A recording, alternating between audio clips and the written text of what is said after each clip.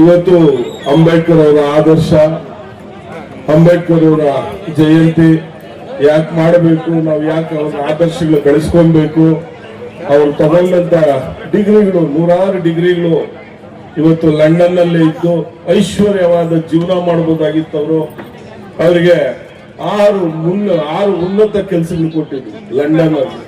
ಅವರೆಲ್ಲ ಬೇಡ, ಇಷ್ಟು ಡಿಗ್ರಿ ಇರೋರು ನಮ್ಗೆ ಬೇಕೇ ಬೇಕು, ಇಷ್ಟು ಅಭ್ಯಾಸ ಮಾಡಿರೋರು ಯಾರೂ ಇಲ್ಲ, ನೀವು ಲಂಡನ್ ಆರ್ಥಿಕ ಪರಿಸ್ಥಿತಿನೇ ನೀವು ತರ್ತೀರಿ ನಿಮ್ಮನ್ನ ಅಂತೇಳಿ ಅವರು ಅಲ್ಲಿರುವಂತ ಸೆನೆಟ್ ಅಲ್ಲಿ ಕರೆದು ಮಾತಾಡಿದಾಗ, ಇಲ್ಲ ನನ್ನ ದೇಶ ನನಗೆ ಸಂಸ್ಕೃತಿ ಕೊಟ್ಟಿದೆ, ವಿದ್ಯೆ ಕೊಟ್ಟಿದೆ, ದೀನ ದಲಿತರು ಬಡವರು ಜಾಸ್ತಿ ಇದ್ದಾರೆ, ಅವ್ರಿಗೆಲ್ಲ ವಿದ್ಯಾಭ್ಯಾಸ ಬರಬೇಕು, ಆ ಮಕ್ಕಳಲ್ಲಿ ವಿದ್ಯಾಭ್ಯಾಸ ಬಂದಾಗ ಅವರು ಉನ್ನತ ಎಜುಕೇಶನ್ಗಳು, ಡಿಗ್ರಿಗಳು, ಇಂಜಿನಿಯರ್ಗಳು, ಡಾಕ್ಟರ್ಗಳು, ಲಾಯರ್ಗಳು ಡಿಗ್ರಿ ಸಂಪಾದನೆ ಮಾಡಿಕೊಂಡು ನನ್ನನ್ನು ಬೆಳೆಯಬೇಕು ಅನ್ನೋ ಒಂದು ಆದರ್ಶದಿಂದ ಅವರು ನಮ್ಮ ಭಾರತಕ್ಕೆ ಬಂದು ಭಾರತದಲ್ಲಿ ರಾಜಕೀಯ ರಂಗದಲ್ಲಿ ಅಧ್ಯಕ್ಷಗಳಾಗಿ ನಮ್ಮ ಸಂವಿಧಾನದ ಸಮಿತಿಯಲ್ಲಿ ಪ್ರತಿಯೊಂದು ಓದಿ ತಲೆಯಲ್ಲಿ ತಿಳ್ಕೊಂಡು ಯಾವ ಜನಾಂಗಕ್ಕೆ ಏನ್ ಮಾಡಿದ್ರೆ ಮುಂದೆ ಅನುಕೂಲ ಆಗುತ್ತೆ ಅನ್ನೋದ್ರ ಬಗ್ಗೆ ಅಧ್ಯಯನಗಳು ಮಾಡ್ತಾ ಅವರು ಇವತ್ತು ಭಾರತಕ್ಕೆ ಸಂವಿಧಾನ ಕೊಟ್ಟಿದ್ದಾರೆ. ಯಾವುದೇ ಜಾತಿ ಜನಾಂಗಕ್ಕಲ್ಲ, 140 ಕೋಟಿ ಭಾರತ, ಅಖಂಡ ಭಾರತಕ್ಕೆ ಸಂವಿಧಾನ ಕೊಟ್ಟಂತ ಮಹಾಪುರುಷ. ಎಲ್ಲರೂ ಅವ್ರ ಬಗ್ಗೆ ಪೂಜೆ ಮಾಡುವಂತ ವ್ಯಕ್ತಿ ಅಂತ ಹೇಳ್ಬೋದು. ಆದ್ರಿಂದ ನಾವು ಅವರ ಆದರ್ಶಗಳು ನೋಡಿ ಮಕ್ಕಳಲ್ಲಿ ದಯವಿಟ್ಟು ಎಜುಕೇಶನ್ ಕೊಡಿ. ನಾನು SLC ಕೊಟ್ಟೆ, ನಾನು PUC ಕೊಟ್ಟೆ, ನಾನು ಡಿಗ್ರಿ ಕೊಟ್ಟೆ ಅನ್ನೋದಲ್ಲ. ಅವರು ಉನ್ನತ ಶಿಕ್ಷಣಗಳು, ವಿದೇಶಗಳಲ್ಲಿ ಓದುವಂತ ವ್ಯಾಸಂಗಗಳಾಗ್ಬೋದು, ಇವತ್ತು ಎಲ್ಲ ವಿದ್ಯೆಗೂ ಇವತ್ತು ನಮ್ಮಲ್ಲಿ ಓದಿಸುವಂತದಕ್ಕೆ ಫ್ರೀ ಇದೆ, ಅದನ್ನ ಉಪಯೋಗಿಸ್ಕೊಡಿ. ಇವತ್ತು ಬ್ಯಾಂಕ್ ಲೋನ್ಗಳಿಂದ ಹಿಡಿದು ಉನ್ನತ ಶಿಕ್ಷಣಗಳು ತರಬೇಕು, ತಂದು ಅವರ ಹೆಸರು ನಿಲ್ಲಿಸುವಂತ ಕೆಲಸ ಮಾಡಬೇಕು. ಆದ್ರೆ ನಮ್ಮ ಚಿಂತಾಮಣಿಯಲ್ಲಿ ನಿಲ್ಲಿಸುವಂತ ಕೆಲಸ, ಅವ್ರೊಂದು ಪುತ್ಥಳಿ ನಿಲ್ಲಿಸಬೇಕು ಅಂದ್ರೆ ಅದನ್ನ ಮಹಾನ್ ಬಾರು ತೆರವುಗೊಳಿಸ್ತಾರೆ. ಎಲ್ಲಿ ನಾನು ನೋಡಿದಂಥದ್ದು ಕೇಳದಂಥದ್ದು ಈ ಚಿಂತಾಮಣಿ ತಾಲೂಕಲ್ಲಿ ನೋಡದೆ ಕೇಳಿದೆ. ಅವ್ರದ್ದೆಲ್ಲೇ ಬೋರ್ಡ್ ಹಾಕಿದ್ರು ತೆರವುಗೊಳಿಸ್ಲಿ ಅಂತಾರೆ. ಇನ್ನ ಮಹಾಪುರುಷರದ್ದು ಇಕ್ರಿ ಅಂತ ಹೇಳ್ಬೇಕು.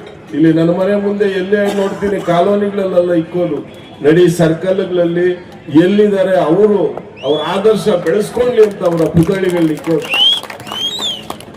ಅದನ್ನ ಮಾಡೋದ್ ಬಿಟ್ಟು ಹೊಸ ಬಿಲ್ಡಿಂಗ್ಗಳು ಕೆಡಬೋದು, ಹೊಸ ಇಂಜಿನಿಯರಿಂಗ್ ಕಾಲೇಜುಗಳು 400 ಕೋಟಿ ಕಾಲೇಜು ಮೇಲೆ ಕಟ್ಟೋದಕ್ಕೆ 200 ಕೋಟಿ. ಚಿಂತಾಮಣಿಯಲ್ಲಿ ಒಬ್ರು ಕಾಂಟ್ರಾಕ್ಟ್ ಇಲ್ಲ.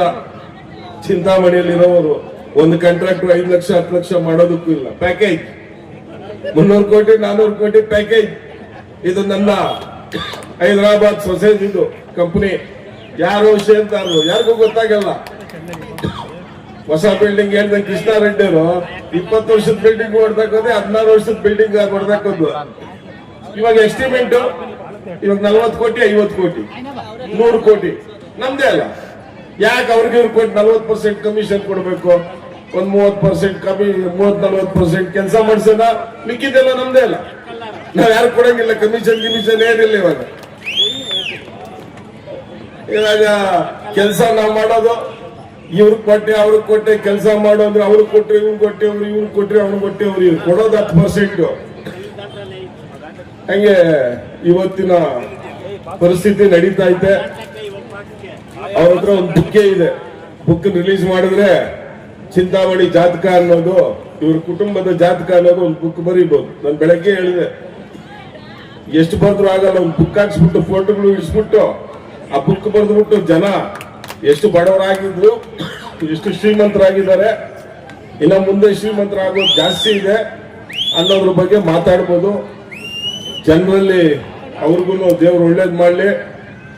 ಅಂಬೇಡ್ಕರ್ ತತ್ವ ಸಿದ್ಧಾಂತಗಳು, ಅಂಬೇಡ್ಕರ್ ವಿಧಿ ವಿಧಾನದಡಿ ನೀನೊಬ್ಬ ಉನ್ನತ ಶಿಕ್ಷಣ ಸಚಿವರಾಗಿದ್ದೀಯಾ, ನೀನು ಇದನ್ನ ಅಂಬೇಡ್ಕರ್ ಅವ್ರನ್ನ ಭಾವನೆಗಳು, ಅವರು ದೇಶಕ್ಕೆ ಕೊಟ್ಟಂತ ಕೊಡುಗೆ, ಜನಕ್ಕೆ ಕೊಟ್ಟಂತ ಕೊಡುಗೆ, ಆ ಸಂವಿಧಾನದ ಅಡಿಯಲ್ಲಿ ನೀನು ಇವತ್ತು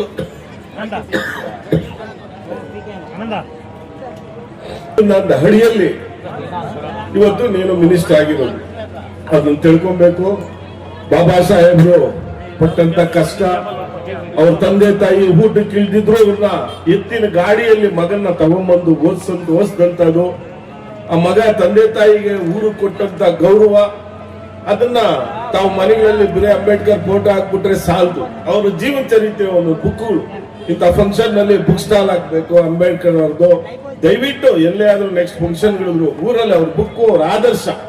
ನಾವು ಮನೆಯಲ್ಲಿ ಏನ್ ನೋಡ್ಬೇಕು, ಚುಟುಕ ಬುಕ್ ಅಂತಿದೆ, ಅವ್ರು ತೆಗೆದ್ರೆ ನಾವು ಮಕ್ಕಳನ್ನ ಯಾವ ತರ ಸಾಕ್ಬೇಕು, ಯಾವ ತರ ಆದರ್ಶಗಳು ಹೇಳ್ಬೇಕು, ಅವ್ರು ಏನ್ ಡಿಗ್ರಿಗಳು ಸಂಪಾದನೆ ಮಾಡಿದ್ರು, ಅವ್ರ ಕಷ್ಟ ಏನು, ಆವತ್ತಿನ ಕಾಲದಲ್ಲಿ ಶೋಷಣೆ ಯಾವ ತರ ನಡೀತಾ ಇತ್ತು, ಜೊತೆಯಲ್ಲಿ ಹೋದ್ರೆ ಹುಡುಗರು ಸೇರ್ತಾ ಇರಲಿಲ್ಲ, ಸ್ಕೂಲ್ಗೆ ಹೋದ್ರೆ ಫ್ರೆಂಡ್ಸ್ ಸೇರ್ತಾ ಇರಲಿಲ್ಲ, ಶೋಷಣೆ, ಕೆಳಕ್ ಕುತ್ತರ್ಸೋರು, ಅಲ್ಗೂ ರಾತ್ರಿ ಆಗ್ಲೂ ಒಂದಿನ ವಿದ್ಯೆ ಕಲ್ತಂತ ಅವ್ರಿಗೆ ಆ ತಂದೆ ತಾಯಿ ವಿದ್ಯೆ ಕೊಟ್ರು. ಇವತ್ತು ತಮ್ಮ ಮಕ್ಕಳಲ್ಲಿ ತಾವು ಕಳಜಿ ಹೊಂದ್ಬೇಕು.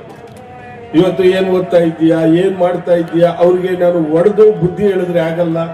ಆದ್ರಿಂದ ಬಾಬಾ ಸಾಹೇಬ್ರ ಅಂಬೇಡ್ಕರ್ ತತ್ವಗಳನ್ನ ಅಳವಡಿಸ್ಕೊಂಡು ತಾವೆಲ್ಲ ಜೀವನ ನಡೆಸಬೇಕು, ನಾವೆಲ್ಲ ಸೇರಿ ನಡೆಸಬೇಕು ಅಂತ ನಾವು ಬಯಸ್ತಾ ಇವತ್ತಿನ ವೇದಿಕೆಯಲ್ಲಿ